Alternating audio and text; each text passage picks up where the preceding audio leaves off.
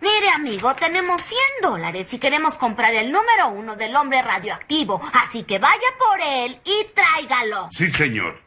Caramba, huélanlo, muchachos. Es la materia con la que se fabrican los sueños. Huele como mi abuelo. Oigan, parece que va a llover. Hay que llevarlo a casa. Hicieron una inversión peligrosa.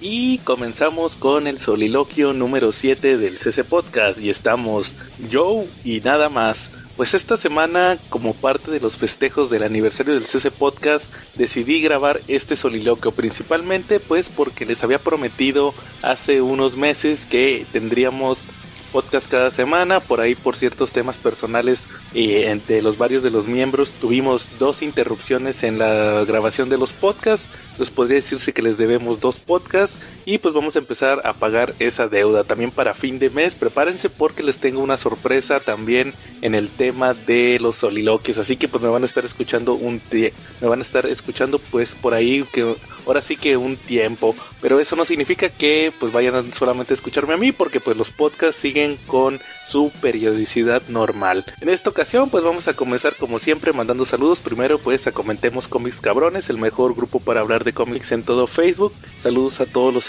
cuates, saludos a David, a Carlitos Roldán, también que no se nos olvide Quetza, a Edsel, Enrique Hurtado, Toño Pérez, Gabo Velázquez, Alberto Morales, Javier Ramos, a Joaco Erro, nuestra escucha de YouTube. De igual manera también a Jane, saludos. Igual a Chinaski y a Don Armando de los Marvel Legends México Oficial, a Víctor Pérez Pérez, saludos también a él, Dave Odinson, a Sergio Hernández, el alumno más aventajado de Charlie, y también a nuestro seguidor de Twitter, Spidey 2099. También que no se nos olviden los saludos de Charlie, pues igual como siempre al Mesón Gaucho, al Take It Sushi, a los Silver Riders, a los Tortugos, al Bebote, al Ahí Rico, algún otro ahí que se me olvide de los saludos de Charlie, Rebeca la gerente, igual al Calaca, y sus saludos también que no se nos olviden a Diego, también a Jafet, igual a todos los que usualmente les manda saludos, y también pues igual al mejor grupo para comprar cómics en español, que es nada menos que el grupo de... Y pues ahora sí, en cochino español vamos a comenzar con... Pues esta semana estuve leyendo ahí uno que otro cómic, no hay algo muy específico que leer. Estuve leyendo las series de Marvel, también X-Men con todo el final de X of Swords, también Immortal Hulk, que ya por allí pueden revisar mi reseña en YouTube. Pero curiosamente conseguí uno de los tomos que tenía pendientes de Sandman, me faltaba uno de Death, lo conseguí aquí en una tienda aquí de Monterrey. Ya tenía rato buscando este hardcover y pues les puedo decir que me llamó la atención una de las miniseries. Es la miniserie de Death, la primera que hizo Neil Gaiman ya específicamente de este personaje, la hermana de Sandman, que se llamó Death, A High Cost of Living, o un alto costo de vivir. Esta miniserie la hizo, como les digo, Neil Gaiman, con portadas de Dave McKean y con el arte de Chris Bacalo. Curiosamente yo no soy tan fan de Chris Bacalo, no me termina a mí de gustar su arte actual. Igual también en los 90s recordarán que él estuvo en la era de Apocalipsis. Ahí ya como que su tipo de arte ya se deformaba, pero a principios de los 90s, cuando estuvo por ejemplo en Shade the Changing Man y aquí en Death, que es una miniserie de 1993, pues todavía su arte sí está bien, está aceptable. Creo que ahí no sé por qué decidió personalizar un poquito más su estilo y pues ya se fue convirtiendo en el que tiene actualmente, que les digo no es tanto de mi agrado, pero en esta miniserie de Death creo que sí queda muy bien. Resulta que esta miniserie toma la premisa que se nos presentó desde números del cómic de Sandman, que es que Death, la hermana de Sandman, la muerte, ella toma forma humana un día cada 100 años. Entonces ella durante ese día es mortal, está viviendo la vida de cualquier persona y según supuestamente lo hace como que para apreciar y para poder recordar por qué tiene esta importancia en su trabajo. Lo que nos van a presentar aquí es a un chavito que se llama Sexton, el cual pues es un chavito ahí todo amargado, todo... De hecho hasta mencionan que es como que tienes tendencias a tratar de tomar su vida. Pero aquí lo que nos presentan es que él de casualidad se topa a Death en su forma humana. Aquí ella nos presenta que como que cuando ella se convierte en humana toma la identidad de una persona que no existe. Entonces aquí nos presentan que que la gente a su alrededor la empieza a recordar como una chavita que se llama Didi, que perdió a su familia en un accidente. Entonces ahí Death pues se tiene que hacer pasar como que por ella. Entonces conoce a este chavito, a Sexton. Él piensa que es Didi, que Death es Didi, que perdió a su familia, que por eso es como una gótica o algo así. Y pues la empieza a conocer con su forma tan característica de ser una chavita alegre, que siempre ve lo positivo de la vida. Entonces aquí lo que nos van a estar presentando es que hay varios personajes que están detrás de Death, como por ejemplo Mad Hattie, que es otro personaje que conocimos en Sandman, una vagabunda de Londres. Entonces ella sabe que Death ahorita tiene forma humana y decide irla a buscar para pues amenazarla de cierta manera, que le consiga su corazón, porque supuestamente esta Mad Hattie escondió su corazón y le pide a Death que lo busque y que se lo traiga. De igual manera hay otro personaje, una especie de ser sobrenatural, que también sabe que Death está en el día que pasa como humana, y pues con la ayuda de uno de sus, pues podría decirse, alumnos de hechicería, deciden atraparla para quitarle su ankh, para quitarle este símbolo egipcio que usa en el cuello, que supuestamente lo que cree este ser es que es la fuente de su poder. Entonces vamos a ver cómo al mismo tiempo que este chavito Sexton, que está muy confundido, pasa el día completo con Death. Vamos a ver cómo estos personajes van a tratar de atrapar a Death también y tomar provecho de ella. Una miniserie que pues personalmente entiendo por qué se le considera pues un gran trabajo, pero la mera verdad no le entendí nada. O sea, se me hizo un cómic bien X. O sea, está entretenido, vemos las situaciones que pasan con los personajes. Yo entiendo que al parecer el valor que toma la historia es en base a las situaciones personales, a la reflexión que tiene uno en la historia, pero pues se me hizo una historia sencilla, bien a secas, podría decirse que bien a secas. Sí me gustó la reflexión que tuvo sobre este chavito, pero luego creo que de repente podría decirse que como es Neil Gaiman se le puede sobreestimar el hecho de la historia. A lo mejor él quiso escribir algo sencillo y pues la gente, que como saben los fanáticos de Neil Gaiman, pues son muy así de tratarle de buscar mensajes, o sea, de que piensan que está muy rebuscado el cómic. Entonces ahí la miniserie se me hizo entretenida. Les digo, el arte de Chris Bacalo está bien, tiene una reflexión muy padre. Sobre todo creo que es el ver más a este personaje de Death, el ver cómo ella vive este día, cómo reflexiona sobre las cosas, los mensajes que le está dando a este chavito sobre el significado de vivir. Entonces creo que todo eso está muy padre en el sentido de que es una aventura, pero así como que la gran obra de cumbre de Neil Gaiman pues no es. Igual tiene otra miniserie, esa no la leí, pero igual yo creo que más adelante también se las estaría pues ahí platicando. Igual otro cómic, pero en inglés. Me tocó leer esta semana también el Creepshow. El año pasado salió por parte de Image, específicamente el subsello de Skybound, el que es de propiedad de Robert Kirkman, el título de Creepshow. Una miniserie que salió el año pasado, que fue como que en conmemoración a la serie de televisión que está saliendo de Creepshow, que ya lleva 3 temporadas. Decidieron sacar el cómic, igual mantener como que el formato de la serie original, o más bien de la película, que luego tuvo su adaptación en cómic por parte de Bernie Wrightson, de que pues vamos a tener un host que va a estar presentando historias de terror. Específicamente el año pasado como que el encargado de la miniserie fue Chris Burnham, el dibujante de Batman Inc. Como que él fue el que estuvo moviendo todo este proyecto. Para esta segunda miniserie deciden que ahora pues no haya una persona específica, y al que veo que como que estuvo más involucrado, por lo menos en este primer número, fue nada menos que a Garth Ennis. Este primer número, de plano les puedo decir que se me hizo más interesante que los números del año pasado. Específicamente el año pasado no me gustó tanto la miniserie. Creo que sí salí un poquito decepcionado. De hecho ya ni siquiera lo platiqué. Yo creo que se los voy a platicar más adelante cómo estuvo el tema con esta primera miniserie, porque creo que sí se desinfló mucho. De repente entraron unos dibujantes y escritores que como que no entendían el tema de Creepshow, hacían sus historias de disque de terror pues no tan padres. Entonces como que cuando ese es el problema de las historias antológicas, que muchas veces lamentablemente entra la persona que no sabe ni qué onda va, la que mete nada más por meter, y termina ahí como que regándola. Aquí en esta segunda miniserie, les digo, en el primer número, una de las historias es de Garth Ennis. Sí se me hizo medio perturbadora, sobre todo porque toma la historia que hace Garth Ennis. es sobre un padre de familia que un día va al baño y de repente se le aparece pues ahí un feto ahí que le empieza a hablar. Entonces pues empieza a ver esta figura todo el tiempo, cuando está con los amigos, cuando está con la iglesia, cuando está con la esposa, y al final es una historia así bien Garth Ennis, bien macabra, sobre que al final se descubre que él tenía una hija. Lo dejan muy subliminal, que él tenía una hija y que la hija salió embarazada y pues él la obligó a que ya no tuviera el bebé. Entonces es como una reflexión así medio extraña, sí se me hizo muy perturbadora. De hecho me sorprendió que la gente no estuviera hablando de sobre todo los movimientos sociales de esta historia de Garth Ennis. No sé si más adelante salga, de hecho el cómic tiene pues una semana que salió y pues se me hizo así medio, más que, o sea, sí quería más terror, pero no ese tipo de terror con Creepshow. Entonces pues habrá que ver qué tal quedan los otros números de esta segunda miniserie. Esperemos por lo menos que esté mejor que la anterior, y pues igual yo creo que en otro episodio del podcast les hablo de esa primera miniserie, sobre todo ahorita que ya vamos a entrar en octubre, que significa comentemos terror cabrones. Así que pues ahí queda Creepshow. En el caso también de las series, pues les quiero platicar de dos series. La primera, les quería recomendar nada menos que el anime de Rurouni Kenshin de Samurai X. Este anime, pues como saben, fue un manga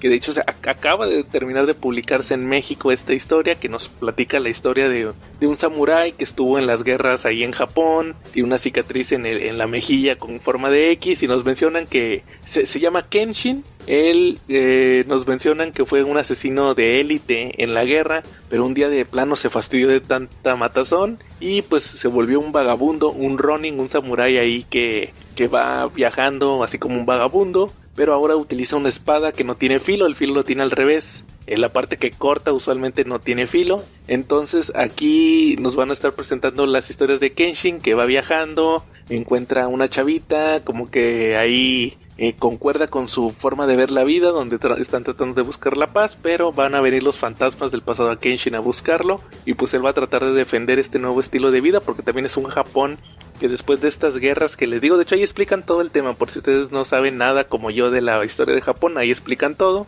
Pues ahora están defendiendo este nuevo estilo de vida, esta nueva era, donde ya los samuráis ya no existen y que pues todo esto está obsoleto, y ya están tratando de buscar una forma más civilizada, más occidental de vivir ahí en Japón. Es como que histórico también este tema de Rurouni Kenshin. Originalmente hubo un anime allá por principios del 2000. Curiosamente este anime no terminó de adaptar la obra porque todavía no terminaba de salir el manga. Era esta época donde sacaban pues los animes al mismo tiempo que el manga, y luego tenían que meter un chorro de relleno. De hecho este Rurouni Kenshin tiene relleno. Al final adaptaron sí la parte más chida de la historia del manga, pero ya al final donde vemos ya la respuesta a varias preguntas sobre el origen del personaje ya no salió en el anime. De hecho también tuvo películas live action, y ahí hace un par de años sacaron las que adaptaban el final, pero en un anime no ha existido este final, apenas lo van a hacer con esta nueva versión. Me ha estado gustando. Ahorita a la fecha que estoy grabando llevan como unos 11 o 12 episodios. Está muy apegado al manga, no tiene relleno. Sí le hacen unos cambios mínimos como que para darle un poquito más de dinamismo a la historia, pero no son cambios tal cual, sino que como que cambian el orden de las cosas para que se empalmen ciertos acontecimientos, pero ocurren igual en el manga, solamente que lo hacen aquí como que para que la historia vaya a un ritmo un poquito más rápido. Esperemos si tenga éxito y continúen adaptando y por fin veamos esta adaptación del final ya en un anime. Igual también los invito a leer el manga, les digo, se acaba de terminar de publicar en México, e incluso en el canal de YouTube estoy subiendo las reseñas de esta historia, que les digo, el anime está muy apegado al manga, así que no se lo pierdan. De igual manera les quiero reseñar una serie que vi en Netflix que la verdad me gustó mucho. Es una serie documental, por ahí lo estuve platicando en nuestro grupo Comentemos Cómics Cabrones, por si no lo están en el grupo y no han visto esta reseña que me aventé. Es un documental que se llama Wrestlers, o sea, luchadores. Es un documental de 7 capítulos, donde nos van a estar mostrando la actualidad de una empresa de lucha libre que se llama Ohio Valley Wrestling, OVW. La curiosidad de esta empresa, pues por si ustedes no son muy fanáticos de la lucha libre, o por lo menos se ubican a la WWE, pues es una empresa muy pequeña de lucha libre que está ubicada en Kentucky, ahí en Estados Unidos, en una zona muy rural. Pero el chiste es que esta empresa, esta arenita de lucha libre, por muchos años fue el territorio de desarrollo de la WWE. ¿A qué me refiero con esto? Pues fue una especie de segunda división. Cuando contrataban a un luchador joven, o sea, un luchador que no venía de otra empresa importante, porque esos los debutan inmediatamente en la WWE, sino que era un chavito, oye, mira, este chavo tiene potencial, porque de hecho ahí en la lucha libre tienen como cazatalentos. Entonces cuando un cazatalentos encontraba un chavito con potencial, obviamente no los podían debutar inmediatamente en la WWE, entonces ellos tenían una especie de alianza con esta empresa Ohio Valley Wrestling y pues mandaban a estos luchadores jóvenes a que se foguearan, creo que ese es el término correcto, foguearse, a que entrenaran, a que vieran, pues desarrollaran personajes, a que la gente los viera, a ver si la gente los agarraba o qué podían hacer, si eran rudos, si eran técnicos, qué podían hacer para que pues agarraran confianza y desarrollaran y pues agarraran sobre todo experiencia para que pudieran ellos ahí poder ya debutar en WWE ya con un personaje establecido o saber cómo le deben de hacer. Este sistema les funcionó tanto a la WWE a tal grado que luchadores importantes como por ejemplo el mismo John Cena, él salió de ahí, él estuvo en Ohio Valley Wrestling, también Dave Bautista, el que es Drax en las películas de Marvel, que también fue luchador. Hay otros que todavía están en la WWE que de ahí salieron, como por ejemplo Randy Orton, Brock Lesnar, Shelton Benjamin, casi todos los que estaban veteranos, ahorita que ya son veteranos lamentablemente en WWE pasaron por ahí. Igual el famoso CM Punk también antes de estar en WWE tuvo que pasar por ahí por Ohio Valley Wrestling. Ya en la actualidad pues ya no tuvo ninguna alianza, ya la empresa es independiente, ya no tiene nada que ver con WWE. De hecho también aquí en el podcast alguna vez les platiqué de una película que grabó esta actriz, se me fue el nombre, la Yelena, la de Black Widow, esta Florence Pugh, que hizo la biografía de otra luchadora de WWE que se llama Paige, que la película la produjo The Rock. A ella ya no le tocó ir a esa empresa, ella sí entró tal cual, o sea, la WWE dejó de tener alianza con esta empresa porque estableció uno que le llaman el Performance Center, que es tal cual el gimnasio y escuela de lucha libre de la WWE. Entonces ya cuando contratan a uno ya no lo mandan a estas empresitas, sino que ya lo mandan directo al Performance Center. A esta chava pues le tocó ir ahí, ya no fue a Ohio Valley Wrestling. Y pues se podrán imaginar que pues sin esta alianza con la WWE pues ya la empresa se vino a menos. Aquí en el documental lo que nos presentan es que ahora la dirige otro ex luchador de WWE que se llama Al Snow. Él es el dueño. Muchos luchadores sinceramente van a la empresa porque piensan que se van a convertir en los siguientes John Cena. O sea, ellos dicen, pues de aquí salió John Cena, pues a lo mejor también aquí puedo salir, aquí me van a descubrir. Entonces pues van ahí a luchar, van ahí a tratar de sobresalir, pero la realidad es que es una empresa muy pequeña con muchos problemas económicos. Cuando vemos este documental lo que nos presentan es que llegan dos inversionistas, creo que uno es el alcalde de Kentucky y otro es una personalidad ahí local de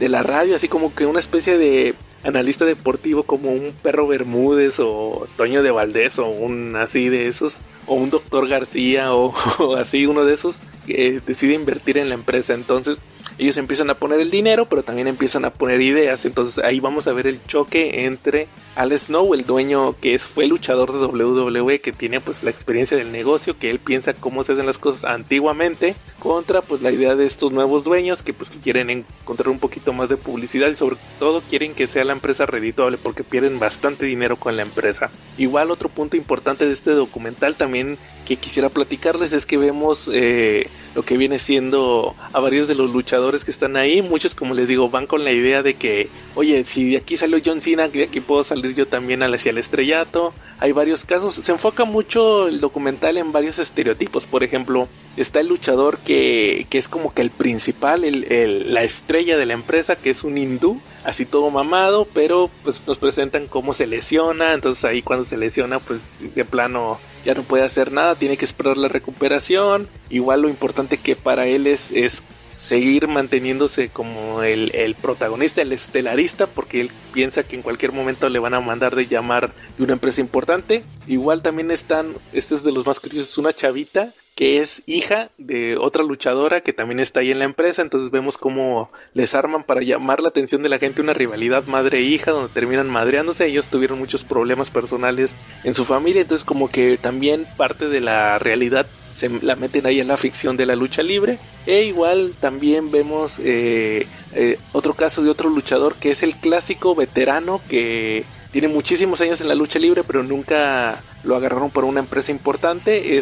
Los otros luchadores jóvenes lo ven como un líder, como el que tiene la experiencia, como el que al que le piden consejo, el que lleva el control ahí de los vestidores de la empresa, pero vemos cómo él ha estado batallando durante muchos años y ha tenido sus problemas personales, y la verdad es que ya nunca repuntó, nunca lo llamaron de WWE o de alguna otra empresa importante, pero ahí anda, él sigue siendo respetado por los otros luchadores jóvenes como una especie de leyenda. Entonces eso es lo que nos vemos en este documental. Está muy padre, son 7 episodios, duran 1 hora más o menos cada uno, entonces ahí tienen para entretenerse un buen rato con este documental de wrestlers. Y sobre todo creo que es importante verlo desde otra perspectiva, desde la perspectiva de que es un negocio, es una empresa, no como lo vemos en WWE, que tienen todo el dinero y luego andan viendo ahí con los escándalos y todo eso, sino de que pues es un negocio del día a día, de gente que tiene que comer, que muchos ellos empezaron porque querían ser estrellas, pero actualmente pues de eso viven porque no saben hacer otra cosa. Entonces sí está muy interesante ese documental de wrestlers. Y para terminar, pues igual quiero aprovechar ya por último para platicarles de una película. Aquí creo que nunca lo he comentado, el único punto favorable que yo le veo a los soliloquios es que muchas veces quisiera yo decir cosas, pero lamentablemente se ven afectados mis compañeros Calaca y Charlie, pero cuando son soliloquios, pues ahora sí puedo yo llevarme toda la responsabilidad de lo que voy a decir. Y pues resulta que yo seguía hace un tiempo a un youtuber que hacía videos de temas de Lovecraft, de H.P. Lovecraft, y pues hacía sus top 10 de películas, y ahí de hecho ahí agarré varias películas que he estado viendo los últimos años y me han estado gustando, pero veía que este chavo, que no le quiero dar publicidad, mencionaba mucho una película que se llamaba Underwater y que no era Lovecraftiana, que era una porquería la película y que no se le podía considerar así tipo Lovecraft, que nada que ver. Y pues así de tanto hate que le tiró, me llamó la atención verla. Es una película del año 2020, de hecho creo que fue la última que salió como 20th Century Fox antes de que la comprara Disney, que ya quitaran el logo. Y esta película es protagonizada nada menos que por Kristen Stewart. Sí, la chavita con jeta fea de Crepúsculo y de Blancanieves. Igual también sale esta Jessica Henwick, la cual ustedes la conocerán si vieron la de Matrix, la nueva. Ahí salía que era una chinita, y también salió en la serie de Iron Fist. Ella era Colleen Wing.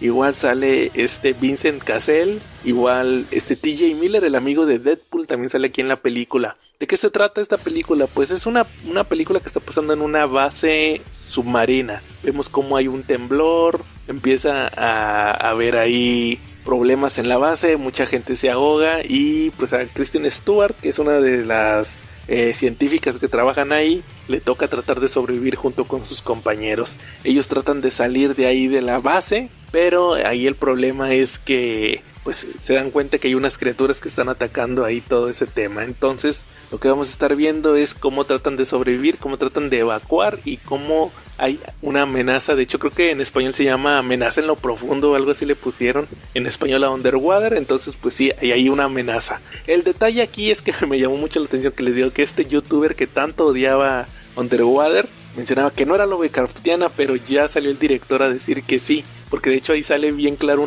una criatura que de hecho creo que oficialmente dicen que sí es Cthulhu, por lo menos la gente de la película dice que sí es Cthulhu el que sale ahí. Entonces este chavo nomás por puro hate decía que no era y que no sé qué. La verdad es que es un chavo que la mera verdad yo lo seguía en YouTube, pero como que ya se le subió la fama bien gacho, porque creo que lo invitaron a alguna convención o algo así, ya se le subió. Y luego tiene unos modos así medio extraños. No les quisiera dar más publicidad del chavo, pero me llamó la atención tanto de ver Underwater, que si bien la película no está tan padre, de hecho es una película muy oscura, muchas veces toma tipo shaky cam, entonces no se ve nada, sobre todo porque está pasando en el fondo del mar, no hay sonido. Hay mucha respiración, de que pues estás desde el punto de vista de la gente que está ahí. Usan unos trajes así submarinos, entonces pues sí está, no está tan padre. No la recomendaría Underwater. Estuvo, ni siquiera podría decir que es entretenida, sino que solamente la vi por compromiso, pero sí es Lovecraftiana. Ahí aparece ese Cthulhu y la película, y como que sí deja las puertas abiertas para más secuelas, pero yo pienso que ya no van a sacar nada. Igual Kristen Stewart pues es un vil tronco, entonces pues como que tampoco aporta mucho esta película, solamente la anécdota. Y pues vamos a pasar a las carillauturas para volver inmediatamente con el tema principal. No fue fácil hacer esto claro. Requirió mucho tiempo y costó una fortuna. Por suerte tenía ambas. Ya lo sientes, ¿no es así? Con lo que el resto de nosotros vivimos. Tu mortalidad. Pero sobrevivirás. La kriptonita buscará su camino fuera de tus pulmones. Pero no tenía que ser bueno contigo. Una mezcla más fuerte. Quiero que recuerdes esto. Mantente fuera de mi camino. En todos los años por venir, en tus momentos más privados, recordarás que yo fui el único hombre que te venció. Hola amigos, aquí Joe del CC Podcast y sean bienvenidos nuevamente a las Cari Youturas, la sección del CC Podcast donde hablamos exclusivamente de animación. Recordarán que en el episodio pasado tuvimos como película central The Dark Knight Returns parte 1, la versión animada del clásico cómic de Frank Miller, y pues para este episodio toca revisar justamente la parte 2. Esta segunda parte de The Dark Knight Returns va a adaptar el capítulo 3 y capítulo 4 de el cómic, este cómic hecho por Frank Miller y Klaus Jansson en 1987, y en el caso de esta adaptación animada fue estrenada en 2013, específicamente el 29 de enero. La parte 1 recuerden que fue estrenada en septiembre del 2012. Aquí pasó más o menos de 6 meses, 4 o 5 meses.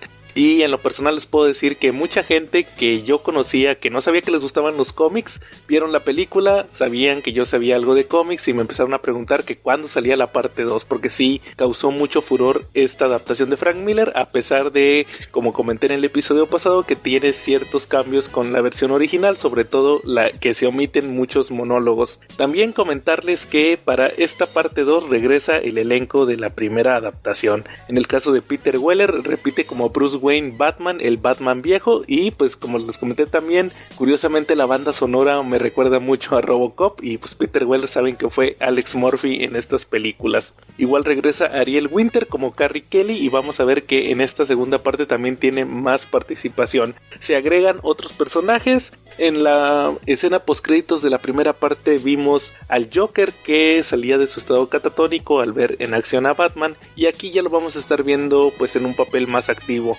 El encargado de dar la voz del personaje es Michael Emerson, el cual pues si bien tiene cierta trayectoria en televisión, creo que es más conocido por papeles curiosamente geeks. Él estuvo apareciendo en la serie de Evil, una serie de terror que era protagonizado por este actor que ahorita no recuerdo el nombre, pero era el que hacía de Luke Cage. Es una especie de serie así como que de fantasmas y milagros, ese tipo de series. Y también Michael Emerson también interpretó a Caden James, uno de los villanos en la serie de Arrow. Era una especie de hacker, entonces pues tiene experiencia con el mundo geek. Otro que también tiene mucha experiencia con el mundo geek y que también aparece en esta adaptación, pues es nada menos que pues Superman, y el encargado de darle la voz es nada menos que Mark Bailey, el cual estuve revisando, tiene ciertos papeles en varias series, en Fringe, también Boston Legal, pero el más sobresaliente que les puedo decir es que él fue, y yo no lo recordaba, Christopher Chance, el Human Target en la serie del mismo nombre, una adaptación que salió por allá de 2009, 2010, no recuerdo muy bien, fue previa a la Arrowverse, y veíamos pues en una adaptación live action al personaje de el Human Target. Entonces él va a interpretar a Superman en esta película. Pasando también a los datos técnicos, pues igual esta secuela también es dirigida por Jay Oliva y escrita por Bob Goodman, y como les he comentado pues es la adaptación de la segunda parte de The Dark Knight Returns. Igual curiosamente aquí en México la primera vez que vimos el cómic de The Dark Knight Returns publicado también se publicó en 2 tomos, un tomo que tenía los primeros 2 números y el segundo pues traía ya la conclusión, que es lo que vamos a ver en esta ocasión. Igual también se ha publicado en México en otras ediciones, Smash lo publicó ya en TPBs, baratos, en TPBs censurados, en hardcovers, en colecciones que incluyen otras secuelas de The Dark Knight Returns. Entonces es una historia que a la fecha se sigue publicando tanto en México como en el resto del mundo. The Dark Knight Returns parte 2 pues nos va a presentar cómo después de lo que pasó con la banda de los mutantes, que Batman derrotó a su líder y algunos de ellos decidieron tomarlo como una especie de mensaje, que ahora la ley que regía Ciudad Gótica era la ley de Batman, pues preocupa a ciertos círculos de poder, específicamente al presidente, el cual decide hablar con Superman, el cual nos lo presentan como el agente número 1 del gobierno. Está ocupado en este momento con ciertos conflictos contra Rusia. Recuerden que este cómic fue ochentero, todavía estaba la Guerra Fría, y el presidente le pide que por favor hable con Batman a ver si puede tratar de pues ya quitarlo del camino sin que haya más violencia. Al mismo tiempo nos presentan que entra ya a tomar control de Ciudad Gótica la comisionada Erin Jindal, que reemplaza al comisionado Gordon, e inmediatamente ella decide implementar pues una nueva orden de arresto contra Batman, ya que ya está cansado de los vigilantes, entonces va a hacer todo lo posible para ya atrapar de una vez a este justiciero. Por el lado de Batman vamos a estar viendo cómo él decide también empezar a investigar, ya que se entera que el Joker ha estado manipulando ciertas fuerzas dentro del asilo Arkham, específicamente a este psicólogo que estuvo atendiendo a Harvey Dent. Él lo manipula para que pueda salir también de ahí del asilo, ir a un programa de televisión que es una parodia del que tenía David Letterman, y pues Batman va a tratar de descubrir cuál es el plan que tiene el Joker. Para esto enfrenta a una secuaz del Joker que se llama Bruno, termina también eliminando por ahí a unos secuaces que tiene también esta villana, que son unos miembros, o más bien ex miembros de la banda mutante. Pero antes de que Batman pueda descubrir el plan del Joker, esta situación se ve interrumpida por Superman, el cual incapacita a Bruno y le comenta a Bruce que pues tiene que hablar con él. Aquí curiosamente se omite un detalle muy importante, ya que mientras estaba la premiación donde se nombra a la capitana Jindal, Batman decide investigar por su cuenta qué fue lo que ocurrió con el Joker. Vemos que entra al departamento de uno de sus secuaces, y aquí vemos cómo pues tenía una especie de muñeca, la cual era un robot que podía explotar, y termina creando un incendio que elimina a más gente. De por sí que ya tenía un conteo muy grande Joker de víctimas. Aquí es lo que me molesta un poquito de esta falta de monólogos, ya que Batman en su interior mencionaba al ver esta explosión y estar tratando de encontrar los cuerpos de la gente que pereció en este incendio, que cada vez por su nula acción contra el Joker pues ha habido más y más víctimas. Como les digo, todo esto se omite en la película. Regresando a la historia, pues Bruce tiene un encuentro con Clark, hablan ellos sobre la situación, pero antes de que puedan lograr un acuerdo, el presidente indica que pues Superman tiene que entrar en acción, ya que en un conflicto armado que tenían contra los rusos, pues ellos salieron mal, quieren causar pues ciertos destrozos en este país que estaban invadiendo, y Superman tiene que intervenir. Por otro lado, vamos a ver cómo efectivamente el Joker llega al programa de televisión de David Endocrine, como les comenté, pues una parodia de David Letterman, y ahí pues desata pues una masacre, ya que utilizando otro de los robots que le preparó su asistente, termina rociando del gas del Joker a todos los asistentes, y pues él se sale con la suya, ya que Batman al mismo tiempo estaba combatiendo a la policía en el techo, ya que ellos sabían que pues la aparición del Joker iba a atraer al vigilante. Por otro lado, aquí se presenta una parte medio confusa de la historia, creo que nunca la he entendido ni en el cómic ni en la película. Vemos cómo el Joker decide ir a buscar a Selina Kyle, la cual pues ya es una anciana, utiliza el servicio de acompañantes que ella creó y un lápiz labial de control mental para pues que vaya una acompañante a atacar a un senador, lo hace que salte de una ventana. Todo esto en realidad es una distracción, ya que al mismo tiempo vamos a ver cómo el Joker ataca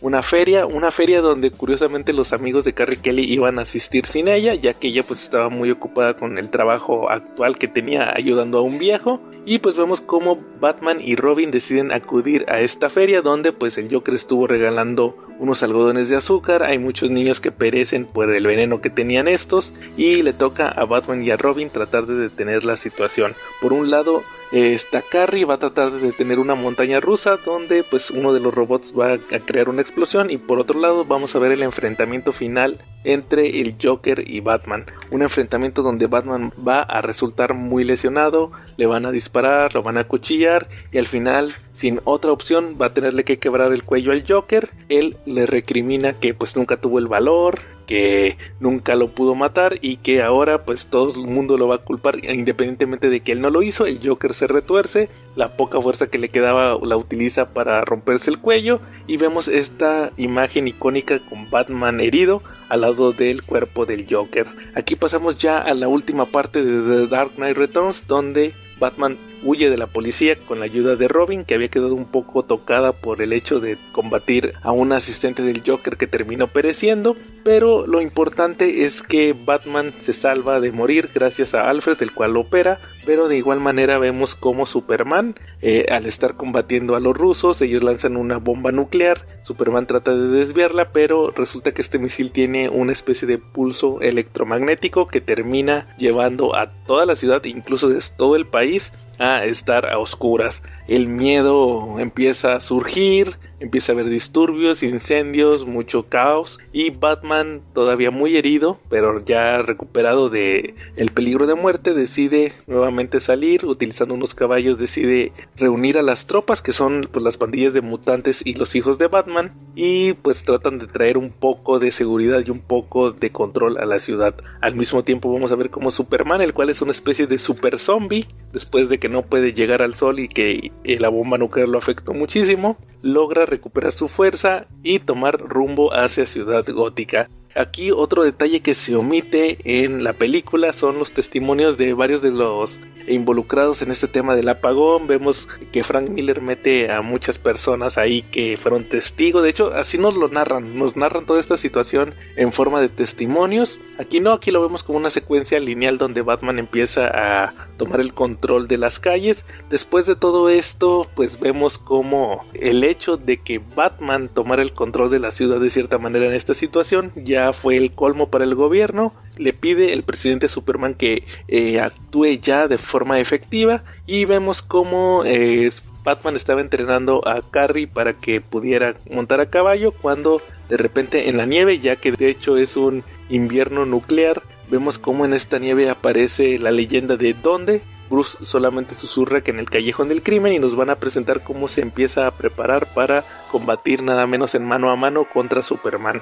Al mismo tiempo también vemos cómo hay un invitado nuevo a la fiesta, ya que llega Oliver Queen, el cual se nos menciona aquí que perdió un brazo al negarse a dejar de combatir el crimen. Nos insinúan que fue Superman el que se lo cortó con la visión calorífica, y pues Batman acude a esta batalla contra Superman, donde primero utiliza un arma sónica, después lo ataca con electricidad, el batimóvil que era conducido por Carrie y que también es inhabilitado por Superman, cuando vemos la parte importante de esta batalla, ya que Oliver interviene, le lanza, utilizando los dientes y el único brazo que le quedaba, una flecha de kriptonita a Clark, que resulta que es una kriptonita sintética que creó Bruce. De hecho, ahí mismo menciona que tuvo tiempo y tuvo dinero para poder crearla, y ahí, ahora con un Superman muy debilitado, pues comienza la ofensiva de Batman, donde termina casi derrotándolo. De hecho, aquí en la película le dice una frase donde menciona que en sus momentos más privados va a recordar que fue él el que lo derrotó.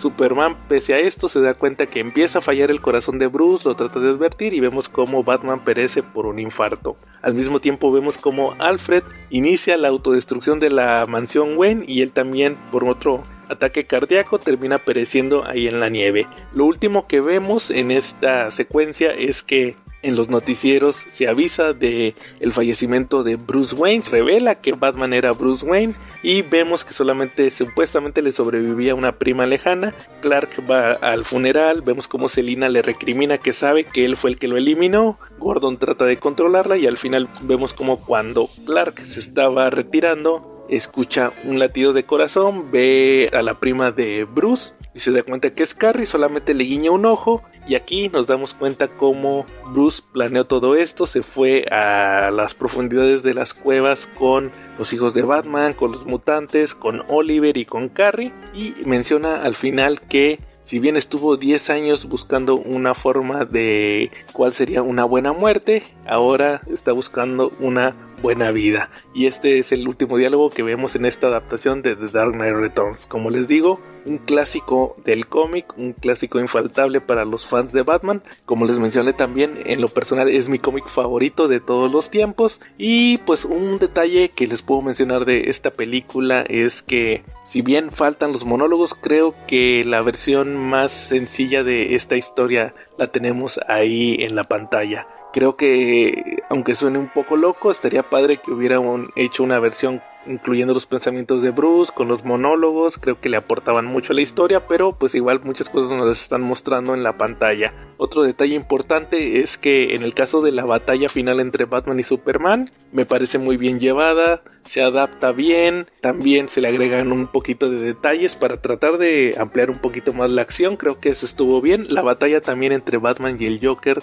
al principio de la película en la feria también me parece muy bien llevada. Esa es menos caótica, pero igual tiene buenas secuencias, sobre todo el ver los ataques del Joker con el cuchillo hacia Batman se me hacen brutales. Eso es una buena adaptación. Entonces pues ahí está The Dark Knight Returns parte 2. Ya con esto por fin concluimos con esta saga de 2 películas que para mí son de lo mejor que ha producido DC Comics en los últimos años. Y con eso pues concluimos las carillauturas del día de hoy. Estén al pendientes, ya que la próxima ocasión vamos a hablar de otra película animada de DC Comics. Esperemos que se trate de Superman Unbound, la cual adaptaba Superman Brainiac, el arco de Jeff Jones, Richard Donner y Gary Frank, donde Superman combatía a este extraterrestre tan famoso de su mitología como lo es Brainiac. Sin más por el momento, aquí estuvo Joe y nos vemos en la próxima.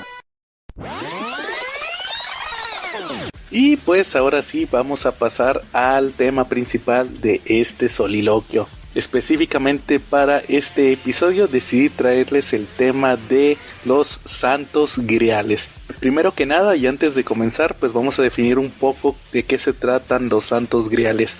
En el coleccionismo específicamente este término de santo grial tiene pues una definición. ¿De qué se trata? Por ejemplo, en los cómics o en las figuras se trata de un objeto muy difícil de conseguir. Por ejemplo, no sé, por decirles algún ejemplo, sería pues la portada plateada de Batman de La Muerte en la Familia, aquella que sacó Editorial Beat, que hay muy pocas copias. O por ejemplo también alguna edición de la primera aparición de Superman del Pepín, o algún tipo de coleccionismo, algún tipo de objeto coleccionable que tenga ese mismo objetivo. En el caso del CC Podcast pues hemos mencionado el tema de los santos griales varias ocasiones. No hemos tenido un episodio tal cual, pero aquí lo hemos definido más que nada y para que quede un poquito más claro, como ciertos cómics que hemos batallado para conseguir y que hemos deseado por varios años. Entonces prácticamente es a lo que nosotros específicamente nos referimos como santos griales.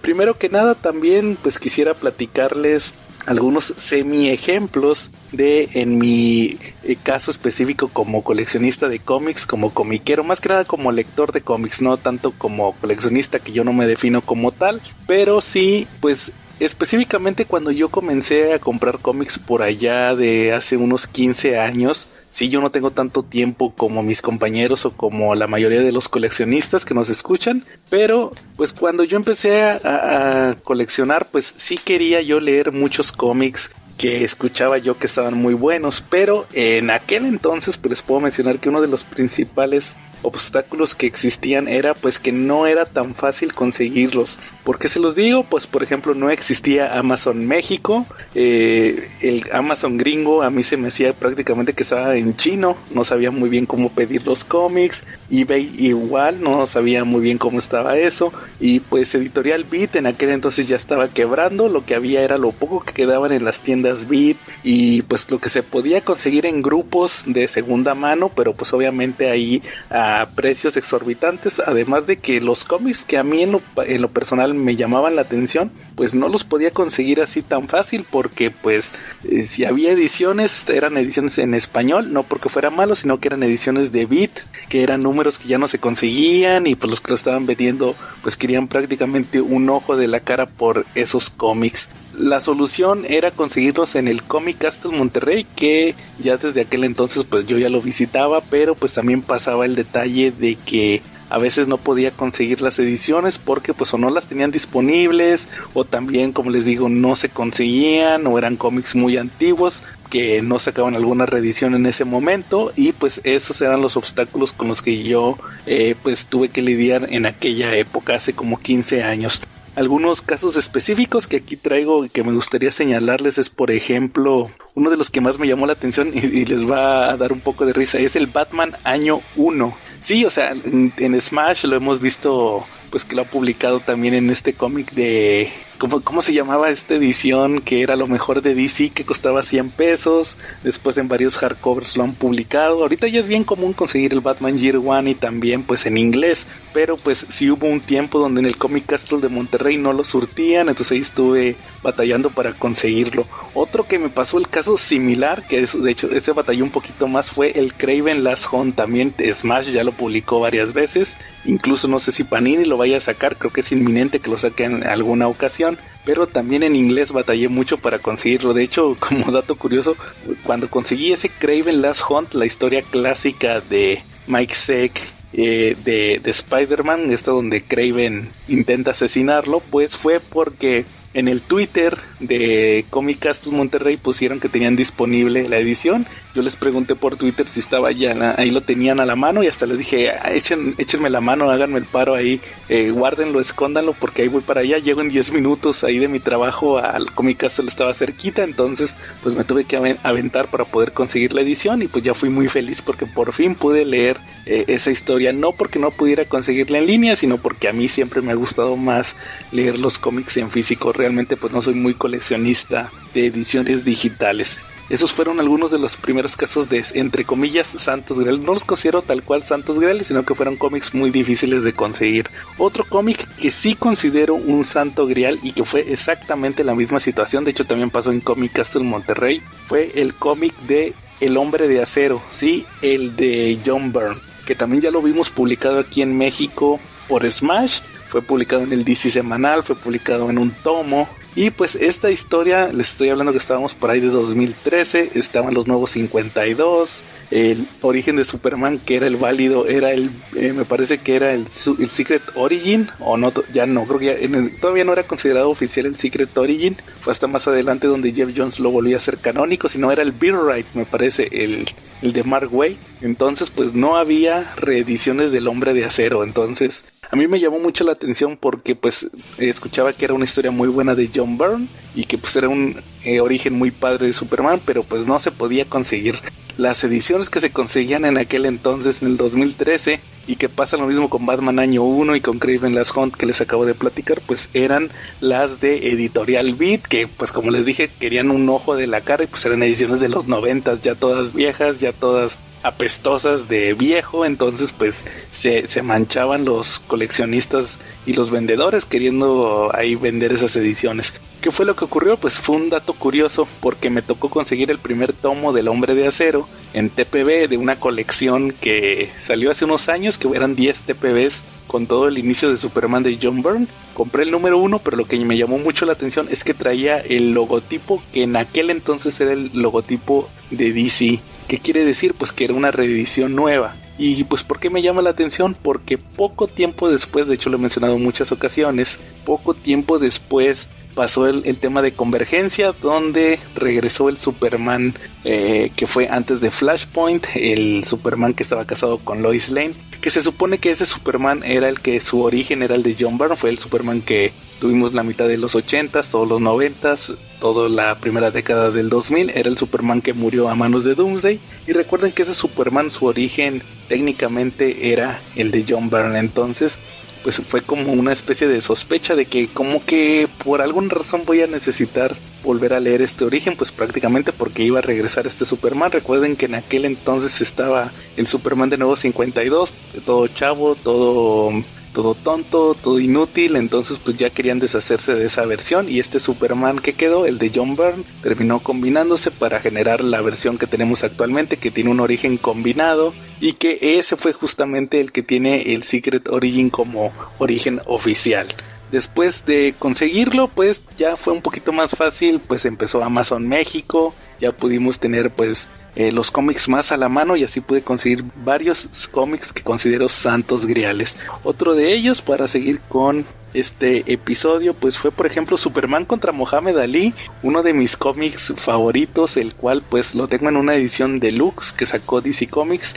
es en el tamaño de... es un hardcover en el tamaño de los cómics que saca Smash en hardcover, así más grandote. Y pues es esta historia que todos sabemos que sacó DC en los 70s, donde le toca a Superman boxear nada menos que contra el campeón mundial de peso completo Muhammad Ali. La historia es bien conocida, que pues Muhammad Ali pidió ciertas condiciones, como que por ejemplo en la historia él tenía que descubrir la identidad de Superman. Esta historia pues fue hecha nada menos que por Dennis O'Neil y Neil Adams, este equipo que estaba en Batman, estaba en Brave and the Bold, y que pues también hicieron estos cómics de Green Lantern y Green Arrow, uno de los mancuernas que lamentablemente ambos escritor y dibujante ya fallecieron, pero que son leyendas del cómic. Esta historia pues a mí me encantaba, siempre había deseado tener una copia, y pues este hardcover, al tenerlo pues cumplí uno de mis santos griales que siempre quise conseguir.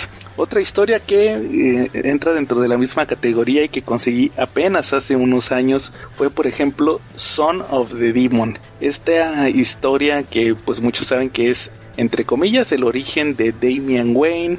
DC sacó una edición en un TPB que traía 3 historias, que era Son of the Demon, Bride of the Demon y Bird of the Demon. Estas 3 historias hechas, me parece que la última es de Dennis O'Neil, pero las primeras son de, ya hasta se me olvidó el nombre, de Mike W. Barr, si no me falla la memoria. Y pues es, como les digo, historias de Ra's al Ghul, pero la primera específicamente nos presentaba pues esta historia donde Batman termina casándose con Talia al Ghul, teniendo a un hijo que ella termina fingiendo que pierde para que Batman no deje de combatir el crimen, que no se ablande según ella al momento de quererla proteger. Y pues que después de algunos años le sirvió a Morrison como inspiración para crear al personaje de Damian Wayne. Esta historia pues yo la veía mucho en Amazon, que estaba este TPB.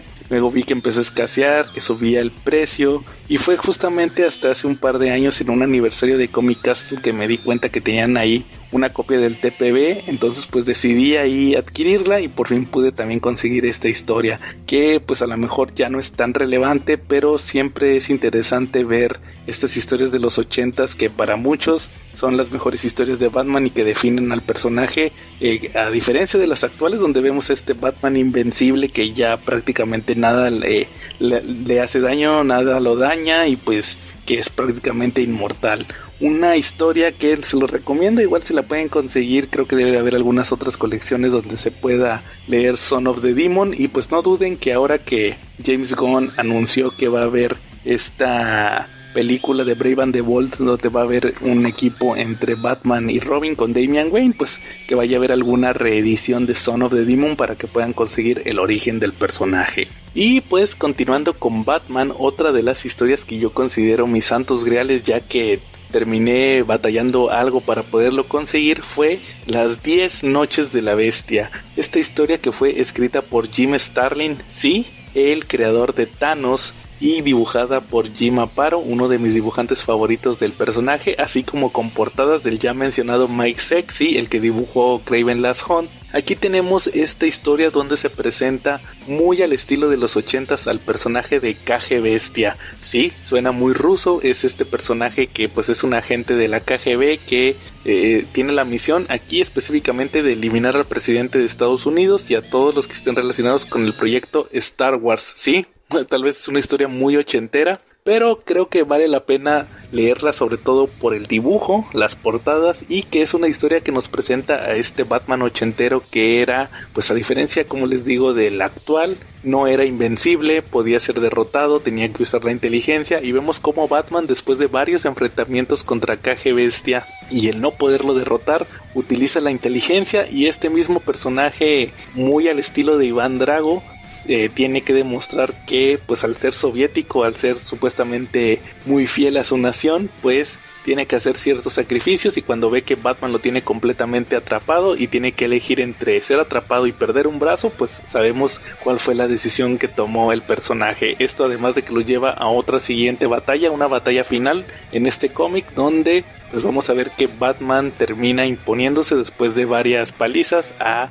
Caje Bestia. Este cómic batallé algo para conseguirlo, recuerdo que Beat lo sacó en una edición, me tocó ver que un chavo lo vendía, hasta eso el precio estaba accesible y después de como 5 años de quererlo conseguir por fin pude hacerme con una edición. Además de que posteriormente terminé vendiéndola ya que conseguí el primer tomo de el Batman, de una colección de Batman que eran los números post-crisis, entonces ahí ya venía esta historia en inglés, además de que igual lo llegué a mencionar en un episodio del podcast, que pues la edición de Beat tenía el tema de pues la censura que había en aquel entonces en los 80s dentro de los cómics, por lo cual pues ciertas palabras venían censuradas, como por ejemplo que tenían que llamar a los criminales pillos o ese tipo de, aunque suene un poco chistoso ese tipo de detalles. De hecho me recuerdo mucho que en la primera página de este arco de Batman llegan a mencionar en la versión en inglés que a unos traficantes de cocaína, pero pues todo esto se censura en la versión mexicana, simplemente dicen que son unos criminales y pues ya no hay mención sobre pues qué estaban haciendo. Todo esto pues siguiendo las regulaciones de las leyes para la publicación de los cómics en México. Entonces esta 10 Noches de la Bestia, otra historia que yo recomiendo mucho y que la considero uno de mis santos griales hasta la fecha. También otro de los cómics que batallé mucho para conseguir fue Génesis Salvaje, los números de Amazing Spider-Man, 3 números específicamente, que fueron la presentación del personaje de Carnage, sí, de Cletus Kasady, este personaje que todos lo conocemos como el hijo de Venom, la versión pues más salvaje del personaje. A mí pues sabía que había una edición que era la que sacó Intermex en los 90s, pero pues de igual manera estaba muy cara, de segunda mano, ya toda madreada, y en cambio pues a mí me tocó conseguirla en un tomo que hasta la fecha sigo teniendo, que es el Carnage Classic. De hecho me parece que Smash sacó una versión de este tomo en hardcover, pero pues que le falta material que tiene la versión original en inglés, y después de pues como 10 años yo creo de juntar cómics, la conseguí relativamente hace pocos años, pude por fin leer en papel el origen de Carnage, un personaje que pues como saben soy muy fan de él, a pesar de que pues realmente los cómics no son tan buenos, pero esas primeras apariciones en Amazing Spider-Man y sobre todo la interacción con Peter, con Venom, me parecen muy buenas. De hecho volví a conseguir otra vez la historia, o sea ya la tengo 2 veces, ya que también la incluyen en un tomo de Epic Collection que tengo de Venom. Entonces, y también creo que hay otro Epic Collection que es de Carnage. Entonces pues opciones para conseguir este santo grial pues hay muchas en la actualidad. Como les digo, ha cambiado mucho el tema del mercado comparado con hace 15 o 10 años. Ahorita hay muchas opciones, hay tiendas electrónicas, hay más versiones clásicas. Creo que ese es un acierto que se me olvidaba mencionarles, que ahora tienen pues las editoriales. Creo que parte de lo que les decía de este desabasto que había con algunas ediciones es que hace 15 años no imprimían tanto o reimprimían las historias. En el caso de DC Comics pues era muy fiel a las historias que ellos consideraban clásicas, pero en el caso de Marvel pues prácticamente era inexistente el que sacaran estos tomos. En la actualidad pues existe este fenómeno de los Epic Collection, lo he mencionado muchas veces, son tomos recopilatorios de grandes etapas con muchos números y que pues realmente es un precio relativamente accesible, y pues actualmente pues salen muchos al mes, salen como 3 o 4 al mes de diversas colecciones. Entonces es muy fácil que si ustedes quieren conseguir las historias de algún personaje pues puedan hacerlo con estos tomos, además de que cuando originalmente salieron pues no tenían una regularidad de publicación, sino de que podía salir uno un año y luego hasta dentro de 2 años otro. Ahorita no, ahorita ya salen más seguidos, como les digo, y sobre todo los reimprimen. O sea, los primeros tomos que les digo que pues se salían muy poco, ahora sí los vuelven a reimprimir. Entonces hay mucha variedad, y sobre todo que ahora sí se puede conseguir cualquier material de el personaje que ustedes quieran de Marvel. Yo creo que también DC está muy a tiempo de hacer algo similar, aunque pues hay colecciones que ellos sacan como de Teen Titans que se sigue publicando, Suicide Squad de los 80s, los crossovers de las crisis, hay muchos títulos, y sobre todo creo que, como les digo, al final todo esto es de que hay mucha variedad en los TPBs que se pueden conseguir. Otro de los santos griales, continuando con esto, pues podría decirse que es Who is Wonder Woman, una historia que a mí me tocó saber de ella cuando compré los tomos de Under the Red Hood de Batman. Los compré en la liquidación de Editorial Beat, fueron las grapas, de hecho fueron las que yo utilicé cuando grabamos el episodio de Under the Red Hood el año pasado. Y pues ahí venía la publicidad de que Editorial Beat iba a publicar este cómic de Wonder Woman. A mí se me hizo, les soy sincero, muy atractivo el dibujo. Esta versión de Wonder Woman que se nos presentaba era dibujo de Terry Dodson, el cual actualmente pues solamente es portadista, pero para este arco él también hacía los interiores. Fueron los primeros números de esta colección de Wonder Woman después de la Infinite Crisis, era parte de One Year Later, y aquí el guionista era nada menos que Alan Heinberg, el cual también es conocido como el creador de los Young Avengers, además de que fue el guionista, parte del equipo de guionistas de la película de Wonder Woman. Who is Wonder Woman, como les digo, es parte de la reinvención del personaje después de Infinite Crisis, después de que por un año no existe Wonder Woman. Por ahí vemos a Donna Troy, que es la nueva Wonder Woman. Diana comienza a trabajar para una agencia del gobierno bajo el nombre de Diana Prince, porque ni siquiera existía la versión clásica de la identidad secreta en esta continuidad de DC Comics. Ahora sí ya existía, y pues vemos como parte de los objetivos del gobierno es encontrar a Wonder Woman. Obviamente ellos no saben que ahí anda Diana, que ella trabaja para ellos, y pues la tienen ahí prácticamente en sus narices. Todo esto, agréguenle un plan de la bruja Circe para hacerse con las habilidades de Wonder Woman. Sobre todo creo que este arco, su principal característica es que nos presenta dentro de la historia pues un perfil de qué significa ser la Mujer Maravilla. Creo que de ahí viene el nombre. ¿Quién es Wonder Woman? Al final Diana tiene que tomar una decisión después de haber visto tanto a Donna Troy como a Circe. También por ahí anda Cassie, que es la Wonder Girl. Entonces tiene que tomar una decisión si quiere regresar o no a ser la Mujer Maravilla. Y sobre todo verla con este dibujo espectacular de Terry Dodson, creo que es una gran alternativa. De hecho, actualmente también acaba de salir un hardcover en versión deluxe de esta historia. Yo tengo el TPB clásico, lo conseguí hace relativamente pocos años. También hay una colección de TPBs esenciales de Wonder Woman, que creo que vienen en un slipcase, y ahí también viene este tomo, pero pues el hardcover es una gran opción ahorita, ya que creo que también trae material adicional. Así que también a esta lista de Santos Griales entra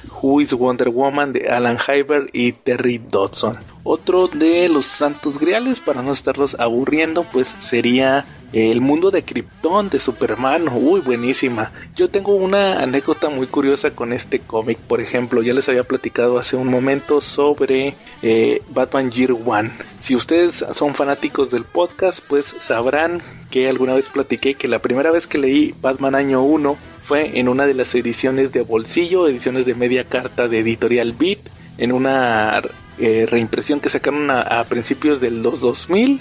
Era de un amigo mío, del hermano de un amigo mío, me prestó el primer número, me clavé mucho con esta historia de Batman Año 1, luego la conseguí digital, en aquel entonces que se conseguía en CBR o en JPG, así pude terminar de leer la historia. Posteriormente, pues ya me hice con el TPB, que lo platicamos hace ratito en el tema de los semisantos griales, pero también llegué a conseguir una copia de este número 1 en edición chiquita. Otro que me prestó mi amigo, que les digo que pertenecía a su hermano, fue también el Superman número 1, que era el primer número del Mundo de Krypton. Esta historia pues es parte de unas miniseries que sacó John Byrne, además de su Superman, donde tomó él el control, que nos presentó con la miniserie original del Hombre de Acero. Decidió lanzar 3 miniseries: el Mundo de Krypton, el Mundo de Smallville y el Mundo de Metrópolis. Estas primeras dos, la de Smallville y de Metrópolis, de hecho las acabo de conseguir apenas hace menos de 2 meses. Tengo muchas ganas de reseñarlas, así que no se pierdan próximamente también en el canal de YouTube y en Facebook las reseñas de estas historias. Pero específicamente el Mundo de Krypton tiene la peculiaridad de que es dibujada por nada menos que Mike Mignola. Es el guión de John Byrne y con el arte de Mignola, el cual pues todavía no tenía su estilo característico, ya tenía ciertas peculiaridades que le hemos conocido en su dibujo, pero todavía se dedicaba al cómic comercial. Específicamente El mundo de Krypton nos va a llevar a miles de años en el pasado de la civilización de los kryptonianos, donde vamos a conocer a uno de los antepasados de Superman y de Jor-El, donde vamos a ver cómo comienzan los problemas en este planeta que para muchos es un paraíso. Vemos cómo tienen una sociedad casi utópica, pero pues hay ciertos individuos que están causando el caos, hay ciertos choques entre ideologías, entonces todo esto lleva a que este antepasado de Superman empiece a tener ciertas dudas, le revelan ciertos secretos, y todo esto conforme van pasando los años va escalando, va mostrando más problemas, y pues sirve como una especie de preámbulo a ciertos conceptos que de hecho se llegan a utilizar todavía hasta la actualidad. Por ejemplo, hace unos años que estuvo la serie de Krypton, esta serie de televisión donde sería el abuelo de Superman, llegó a presentar conceptos que vimos en esta historia del mundo de Krypton. Entonces fue una miniserie icónica, era muy difícil de conseguirla y sobre todo en la actualidad, y tuve la suerte de que en Amazon llegaron a poner un TPB relativamente viejo. De hecho trae el logotipo anterior de DC Comics, el que tuvo a mediados del 2000, entonces fue una suerte haber podido conseguir esta historia, que para mí es una de las mejores historias de Superman de John Byrne que he leído. Así que ahí queda también el mundo de Krypton. Aquí quisiera hacer un paréntesis también para hablarles de pues un fenómeno que ya tiene algunos años y que creo que también ha ayudado mucho al tema de los santos griales. Estoy hablando de los facsímiles, los True Believers, los Dollar Comics. También en español hemos tenido los DC primera aparición, y en el caso de Marvel también tuvimos las primeras apariciones de algunos personajes en Marvel clásicos. Entonces todo este fenómeno de reimprimir las primeras apariciones o key issues también ha ayudado mucho al tema de que podamos conseguir estos cómics difíciles que muchos hemos soñado o hemos ambicionado tener. Empezando también con los Marvel clásicos, pues tuvimos las primeras apariciones de los personajes. También tuvimos como por ejemplo la primera aparición de Spider-Man, X-Men, Avengers, Capitán América, Thor. Sobre todo uno de los que a mí más me marcó es tener la primera aparición de Thor, uno de mis personajes favoritos de Marvel. También por ahí estuvo el Amazing 300, si no me falla la memoria, que ya no salió tanto a la venta, fue de los últimos primera aparición de Marvel. Igual también hay gente que es fanática de Deadpool, también pudo conseguir su primera aparición. Igual de Wolverine tuvimos esta primera e icónica pelea contra Hulk. Igual también Giant Size X-Men también se consiguió en este formato. En el tema de los DC primera aparición, pues también tuvimos el Action Comics número 1, Detective Comics número 1, primera Flash 1, primera aparición de Green Lantern, primera aparición de la Justice League, que también yo lo conseguí en un facsímil en inglés. También los True Believers, pues sobre todo estos que eran a $1, creo que también ayudaron mucho a que pudiéramos conseguir varias primeras apariciones. Yo conseguí por ejemplo la primera aparición de Ant-Man, la primera aparición de Wasp, también varios personajes que son muy importantes para nosotros los fanáticos y que con ese precio accesible. Sobre todo uno de los que más me llama la atención es que por ejemplo esta semana que estoy grabando, en formato facsímil salió el Amazing Spider-Man 300, tanto en portada normal como en portada foil, pero yo pues ya lo había conseguido hace unos años en el True Believer, me costó $1 y curiosamente fue uno de los que es algo raro, se llegó a cotizar a incluso hasta $60 ese True Believer.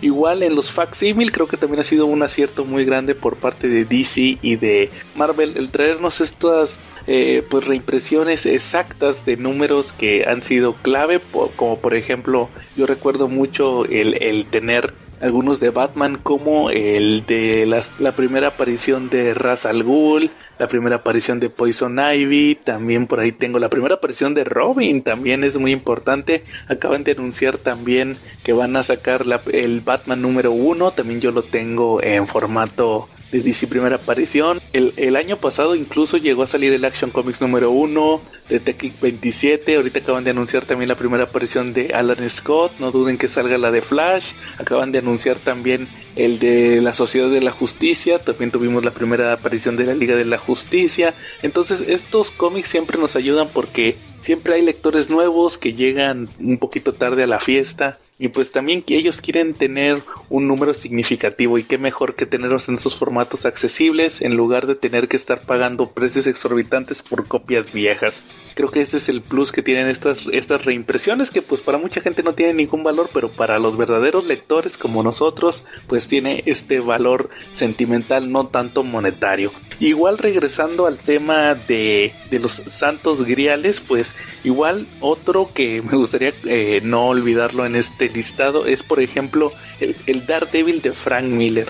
Para mí, uno de los grandes aciertos que tuvo Smash en su último año con la licencia de Marvel pues fue traer estos 3 hardcovers de Frank Miller Visionarios Daredevil, donde pues por fin tuvimos en México completa la etapa de Frank Miller. Pudimos ver este primer tomo donde veíamos cómo empezaba él como dibujante, después en el segundo toda la saga de Elektra, y en el tercero veíamos toda la conclusión de su trabajo con el personaje. Realmente fue pues un excelente tomo. A mí en lo personal los coleccioné todos, aquí los tengo en mi casa y pues son un añadido muy grande para mi colección en mi librero. Igual también pues el Born Again, que lo han sacado ya varias ocasiones, es el epítome de la etapa de Frank Miller con Daredevil. Entonces ahí ya podemos tener en México pues el trabajo de este gran escritor y dibujante completo con este personaje que lo catapultó a la fama. Otro santo grial que también no quisiera dejar de mencionar es por ejemplo La Máscara. Ustedes saben que existe esta película con Jim Carrey, la cual pues lo catapultó a la fama, pero muy poca gente ha leído, sobre todo en México porque no se han publicado, pues las miniseries originales que se lanzaron en Dark Horse. Yo en lo personal conseguí el Omnibus, el cual de hecho es una segunda impresión, a tal grado que se terminó la primera edición, y pues ahí podemos ver el trabajo original de los creadores, que me parece que es John Acurdy y este dibujante que no me gusta tanto, Doug Mankell. Entonces, pero aquí sí me gusta mucho su trabajo. Entonces vemos cómo esta serie fue tan oscura que al final terminó modificando mucho pues la adaptación que trajo Jim Carrey. Al final pues fue más icónica la película, pero existe el antecedente de estos cómics que realmente también valen mucho la pena. Igual otro santo grial que no quiero que dejar de mencionar es, por ejemplo, en el caso del facsímil que salió el año pasado de La Venganza de Bane, o de hecho creo que fue este año. Para mí fue un número que yo por años quise tener.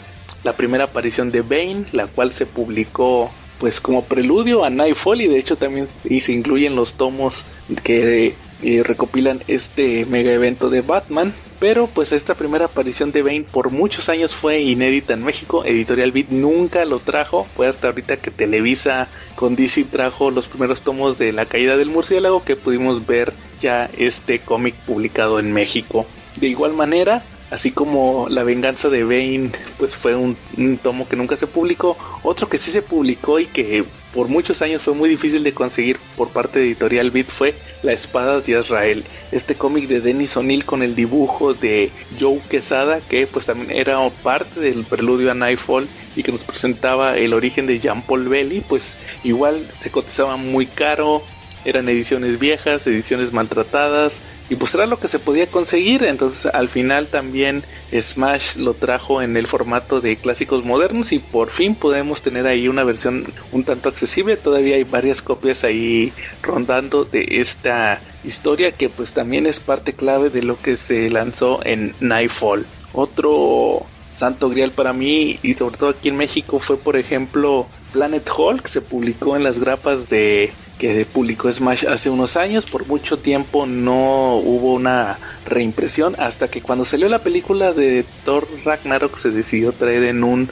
omnibus. Algo raro para Smash, ya que tenía años de no publicar este formato, y por fin pudimos tener una edición recopilatoria de esta historia clásica ya de Hulk, un clásico moderno de Hulk, Planet Hulk. Igual incluso se llegó a volver a publicar ya con el de grandes eventos, se sacó nuevamente Planet Hulk. Entonces también hay muchas ediciones rondando de este cómic en la actualidad.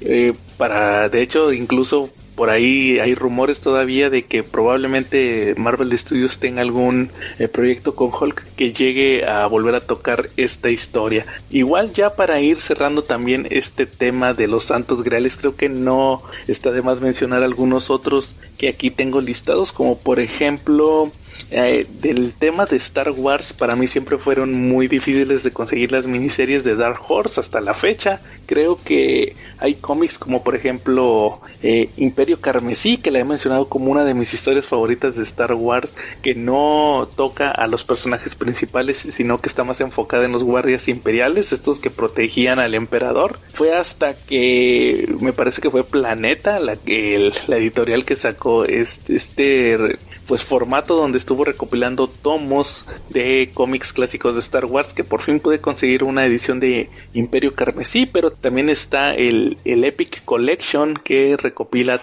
las 3 miniseries, entonces también está muy accesible en Amazon. Igual otro cómic que por mucho tiempo para mí fue un santo grial fueron las miniseries de Tales of the Jedi, las cuales pues recopilaban unas historias y miniseries que en teoría pasaban muchos años antes de la trilogía original de Star Wars. Estos cómics también los lanzó Dark Horse y pues igual salieron en esta edición de Planeta. Ya actualmente pues también se consigue en el Epic Collection, entonces también se pueden conseguir fácilmente en páginas como Amazon. Todos estos cómics a mi parecer por mucho tiempo se les consideraron santos griales o cómics muy difíciles, y creo que ese es un beneficio que les he estado mencionando que tienen actualmente los cómics de Marvel y de DC, que ya se está entrando más esta cultura de publicar lo que vienen siendo los recopilatorios, que estén más accesibles, y pues por parte de las editoriales veo que sí lo están haciendo. Ya tenemos mayor control en ese sentido, que ya podemos tener a la mano más este tipo de historias, que pues sobre todo porque como se siguen adaptando, siguen retomando elementos, pues siguen trayéndose a la continuidad actual. Igual también que pues ya para terminar y cerrar este tema, ¿qué más les puedo comentar de los santos griales? Tengo Batman Año 2, la cual esa sí me parece que fue uno de los santos griales que más tiempo duró sin publicarse. La edición de Beat, era carísima de conseguir. A Batman Año 2, igual años ya más adelante se sacó en inglés un tomo recopilatorio que además incluía una semisecuela que sacó Alan Davis de esta historia, que fue Batman Full Circle. Se sacó en un hardcover, y Smash, ya al último y con sus últimas fuerzas de DC Comics, también lo publicó en México. Así que también Batman Año 2 es un cómic que creo que debería ser un poquito más apreciado, ya que aquí en México por varios años se consideró como un santo grial. De igual manera, otra historia, pues vamos a tocar aquí. ¿Cuál otra tengo aquí anotada?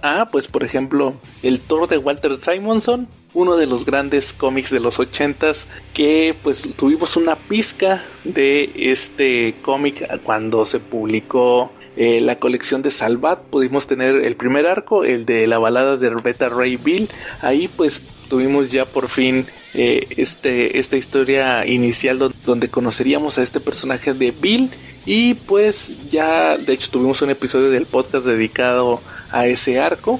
Por fin pudimos tener por lo menos este comienzo publicado en México. Esperemos y que las editoriales que tienen ahorita los derechos de Marvel puedan publicar, ahorita que están manejando mucho el formato de Omnibus, ya tener esta historia publicada en México, que de hecho en España se publicó todo el run de Walter Simonson en 2 tomos. Y hablando de omnibuses y hablando de las editoriales que tienen actualmente los derechos de Marvel en México, para el mes de septiembre está programado también un omnibus de la etapa de John Byrne con los 4 Fantásticos, otro cómic que yo considero de los santos griales. ¿Por qué se los digo? Pues porque la edición que tuvimos aquí en México fue la de novedades, entonces pues realmente ya si uno quiere conseguir esos cómics, pues son ediciones ya viejas, ya miadas, como decimos nosotros en el podcast, ya en muy mal estado.